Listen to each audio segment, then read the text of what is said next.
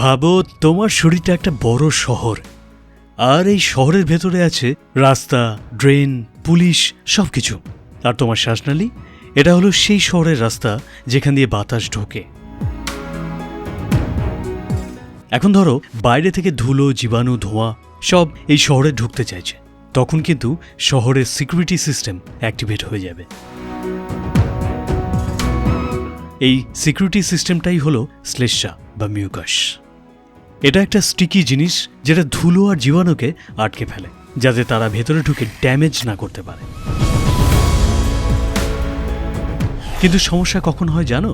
যখন আক্রমণ বেশি হয়, মানে ঠান্ডা, সর্দি, ইনফেকশন বা অ্যালার্জি, তখন এই শহর বেশি বেশি মিউকাস বানাতে শুরু করে, ফলে রাস্তা ভরে যায়। আর তখনই তোমার শরীর বলে এগুলো বাইরে ফেলতে হবে। তাই তুমি কাশি দাও, আর সেই মিউকাস বের হয়ে আসে, যেটাকে আমরা কফ বলি। তার মানে কফ কিন্তু আসলে কোনো রোগ নয়, এটা তোমার শরীরের ডিফেন্স সিস্টেম। এই সময় খুব ভালো কাজ করে গরম ভাব নেয়া, পিওর হানি বা স্টিম ইনহেলার। তাই নেক্সট টাইম কফ হলে ভয় পেও না, বরং বুঝে নাও তোমার শরীর ফাইট করছে।